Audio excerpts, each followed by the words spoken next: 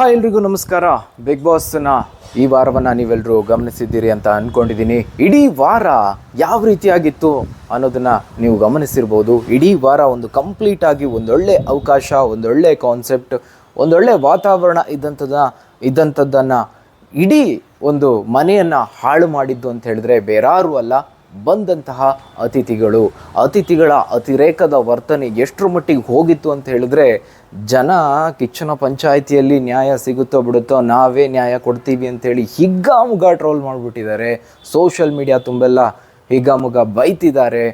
ಯಾರ್ಯಾರಿಗೆ ಏನೇನು ಯಾವ್ಯಾವ ರೀತಿಯಲ್ಲಿ ಸಾಧ್ಯನೋ ಆ ರೀತಿಯಲ್ಲೆಲ್ಲ ಟ್ರೋಲ್ ಮಾಡ್ತಾ ಇದ್ದಾರೆ, ರೋಸ್ಟ್ ಮಾಡ್ತಾ ಇದ್ದಾರೆ ಅಂತ ಹೇಳ್ಬೋದು. ಇನ್ನು ಬಿಗ್ ಬಾಸ್ ಮನೆಯೊಳಗಡೆ ಗಿಲ್ಲಿ ಅಂತೂ ಸಖತ್ತಾಗಿಯೇ ಕೌಂಟರ್ ಕೊಟ್ಟಿದ್ದಾರೆ.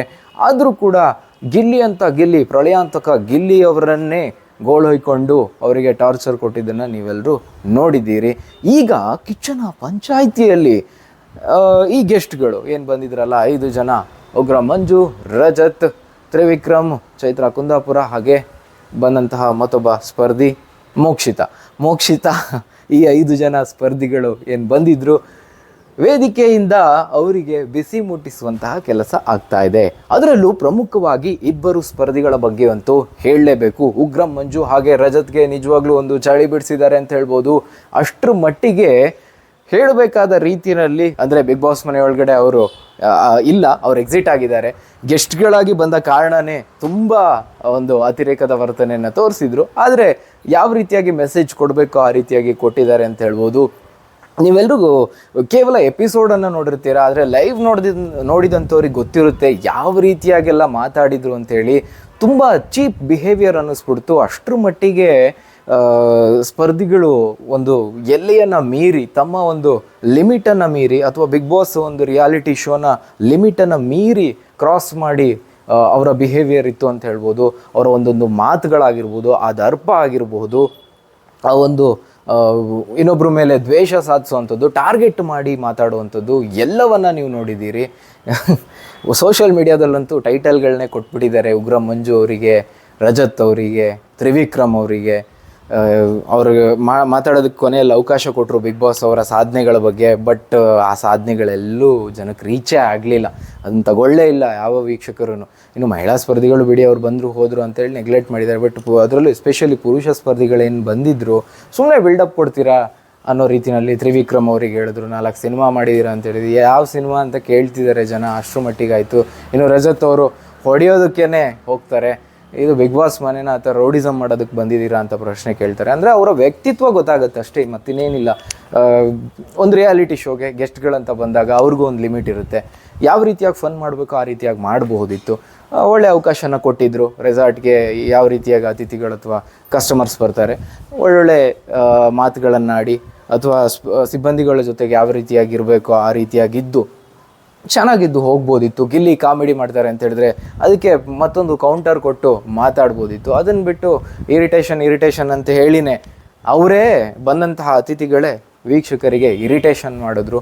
ಅಷ್ಟರ ಮಟ್ಟಿಗೆ ಇಡೀ ಒಂದು ವಾರನ ಗಬ್ಬೆ ಬಿಟ್ಟರು ಅಂತ ಹೇಳ್ಬೋದು. ಅಷ್ಟರ ಮಟ್ಟಿಗೆ ಹಾಳು ಮಾಡಿದ್ರು. ಇನ್ನು ಉಗ್ರ ಮಂಜು ಅವರು, ನಾನೀಗ ಹಿಂದಿನ ವಿಡಿಯೋದಲ್ಲೂ ನಾನು ಹೇಳಿದ್ದೆ, ಒಂದು ಡಾಗ್ ಸತೀಶ್ ಅವರು ಒಂದು ಡೈಲಾಗನ್ನು ಹೇಳಿದರು, ಒಂದು ನಾಯಿ ಬಗ್ಗೆ ಮಾತಾಡಿದರು. ಆ ನಾಯಿ ಬಗ್ಗೆ ಮಾತಾಡಿರೋ ಆಡಿಯೋನ ಉಗ್ರ ಮಂಜು ಅವ್ರಿಗೆ ಸಿಂಕ್ ಮಾಡಿ ಅಷ್ಟರ ಮಟ್ಟಿಗೆ ಹಾಕ್ತಾರೆ ಅಂತ ಹೇಳಿದ್ರೆ, ಅಂದರೆ ಜನ ಅಷ್ಟರ ಮಟ್ಟಿಗೆ ಅವರ ಬಿಹೇವಿಯರಿಂದ ಒಂಥರ ಫ್ರಸ್ಟ್ರೇಟ್ ಆಗಿಬಿಟ್ಟಿದ್ದಾರೆ. ಹೆಂಗಾದರೂ ಮಾಡಿ ಟ್ರೋಲ್ ಮಾಡ್ಬೇಕಂತೇಳಿ ಅದನ್ನು ಹಾಕಿದ್ದು ನೋಡಿದ್ವಿ. ಬಿದ್ದು ನಗಾಡಬೇಕು, ಅಷ್ಟರ ಮಟ್ಟಿಗೆ ಟ್ರೋಲ್ ಮಾಡಿದ್ದಾರೆ ಅಂತ ಹೇಳ್ಬೋದು. ಸೊ ಈಗೇನಾಗಿದೆ ಕಿಚ್ಚನ ಪಂಚಾಯಿತಿಯಲ್ಲಿ ಅಂತ ಹೇಳಿದ್ರೆ, ಗೆಸ್ಟ್ಗಳಂತೂ ಇಲ್ಲ. ಯಾರು ಅತಿರೇಕದ ವರ್ತನೆ ಮಾಡಿದ್ದು? ಗೆಸ್ಟ್ಗಳೇ. ಮನೆಯಲ್ಲಿದ್ದಂತಹ ಸ್ಪರ್ಧಿಗಳು ಸೈಲೆಂಟ್ ಆಗಿಬಿಟ್ರು. ಇನ್ನು ಗಿಲ್ಲಿ ಅವರಿಗೆ ಅಪ್ರಿಸಿಯೇಷನ್ ಸಿಕ್ಕಿದೆ ಕಿಚ್ಚನ ಪಂಚಾಯಿತಿಯಲ್ಲಿ. ತುಂಬ ಜನ ಅಂದ್ಕೊಂಡಿರ್ಬೋದು ಗಿಲ್ಲಿ ವರ್ತನೆ ಸರಿ ಇಲ್ಲ ಅಂಥೇಳಿ. ಈ ಸರಿ ಇಲ್ಲದೆ ಇದ್ದಿದ್ದು ಬಂದಂತಹ ಗೆಸ್ಟ್ಗಳ ಅತಿರೇಕದ ವರ್ತನೆಗಳು. ಎಪಿಸೋಡ್ನಲ್ಲಿ ಕೇವಲ ತೋರಿಸಿದ್ದೇನಂತ ಹೇಳಿದ್ರೆ ಗಿಲ್ಲಿ ಅವ್ರದ್ದು ಕೂಡ ತಪ್ಪಿದೆ ಅನ್ನೋ ರೀತಿಯಲ್ಲಿ ತೋರಿಸಿದ್ದಾರೆ. ಆದರೆ 70% ಕಿಚ್ಚನ ಪಂಚಾಯಿತಿಯಲ್ಲಿ ಗಿಲ್ಲಿ ಅವರಿಗೆ ಅಪ್ರಿಸಿಯೇಷನ್ ಸಿಕ್ಕಿದೆ. ಕೇವಲ 30% ಅಷ್ಟೇ ಕ್ಲಾಸ್ ತೆಗೆದುಕೊಂಡಿರೋದು. ಅದು ಕೆಲವೊಂದು ಊಟದ ವಿಚಾರದ ಬಗ್ಗೆ ಮಾತಾಡಿರೋದ್ರ ಬಗ್ಗೆ. ಅದನ್ನು ಹೊರತುಪಡಿಸಿದ್ರೆ ಎಲ್ರಿಗೂ ಗೊತ್ತಿರೋದೆ, ಅದು ಕೂಡ ಬಿಗ್ ಬಾಸ್ ತಂಡಕ್ಕೂ ಗೊತ್ತಿರುತ್ತೆ ಯಾವ ರೀತಿಯಾಗಿ ಮಾತಾಡಿದ್ದಾರೆ ಅಂತ. ಇನ್ನು ಒಂದು ಘಟನೆ, ಒಂದು ಕ್ಲಿಪ್ಪು ಸಿಕ್ಕಾಪಟ್ಟೆ ವೈರಲ್ ಆಗ್ತಾ ಇದೆ. ಊಟದ ಸಂದರ್ಭದಲ್ಲಿ ಒಂದು ಕೋಳಿ ಮೊಟ್ಟೆ ಅನ್ನೋ ಒಂದು ವಿಚಾರವನ್ನು ತ್ರಿವಿಕ್ರಮ್ ಅವರು ಮಾತಾಡ್ತಾರೆ. ಎಷ್ಟು ಚೀಪ್ ಲೆವೆಲ್ಗೆ ಒಬ್ಬ ಕಂಟೆಸ್ಟೆಂಟ್ಗಳು ಈ ರೀತಿಯಾಗಿನೂ ವರ್ತನೆ ಮಾಡಬಹುದಾ, ಒಬ್ಬ ಸ್ಪರ್ಧಿಯನ್ನು ಇಷ್ಟರ ಮಟ್ಟಿಗೆ ಕೆಳಮಟ್ಟದಲ್ಲಿ ಮಾತಾಡ್ಬೋದಾ ಅಂತೇಳಿ ಅದಕ್ಕೊಂದು ಉದಾಹರಣೆ ಆಗ್ತಾ ಇದೆ. ತ್ರಿವಿಕ್ರಮ್, ಮಂಜು ಆ್ಯಂಡ್ ರಜತ್ ಈ 3 ಮಂದಿಯ ಹೇಳಿಕೆಗಳು ಅಷ್ಟು ಚೀಪ್ ಲೆವೆಲಲ್ಲಿತ್ತು ಅಂತ ಹೇಳ್ಬೋದು. ಇಡೀ ಬಿಗ್ ಬಾಸ್ ಸೀಸನಲ್ಲಿ ನಾನು ನೋಡಿಲ್ಲ. ಸಿಕ್ಕಾಪಟ್ಟೆ ನಾವು ಬೇರೆ ಬಾಲಿವುಡ್ ಶೋ ಅಥವಾ ಹಿಂದಿ ಬಿಗ್ ಬಾಸಲ್ಲಿ ಅಥವಾ ಬೇರೆ ರಿಯಾಲಿಟಿ ಶೋಗಳಲ್ಲಿ ನಾವು ನೋಡಿದ್ದೀವಿ. ಕಿಚ್ಚ ಸುದೀಪ್ ಅವ್ರು ಯಾವಾಗಲೂ ಹೊಗಳ್ತಾ ಇರ್ತಾರೆ ತಮ್ಮ ಶೋ ಬಗ್ಗೆ. ಬಿಗ್ ಬಾಸ್ ತುಂಬ ಒಳ್ಳೆಯ ವೇದಿಕೆ, ತುಂಬ ಚೆನ್ನಾಗಿ ಮೂಡಿ ಬರ್ತಾ ಇದೆ, ಅದನ್ನು ಹಾಳು ಮಾಡಬೇಡಿ ಅಂತೇಳಿ. ಈಗೇನು ಹೇಳ್ತಾರೆ ಅನ್ನೋದೇ ಈಗ ಕ್ವಶನ್ ಇರುವಂಥದ್ದು. ಯಾಕಂದರೆ ಕೆಲವೊಂದು ಇದನ್ನು ಟೆಲಿಕಾಸ್ಟೇ ಮಾಡಿಲ್ಲ. ಏನು ಟಾಕ್ಸ್ ಇದ್ದಾವೆ ಕೆಲವೊಂದು ಲೈವಲ್ಲಿ ಬಂದಿದೆ, ಅದನ್ನು ಕ್ಯಾಪ್ಚರ್ ಮಾಡ್ಕೊಂಡಿದ್ದಾರೆ. ವೀಕ್ಷಕರು ಏನು ಅಬ್ಸರ್ವ್ ಮಾಡಬೇಕು ಅದನ್ನು ಮಾಡಿದ್ದಾರೆ.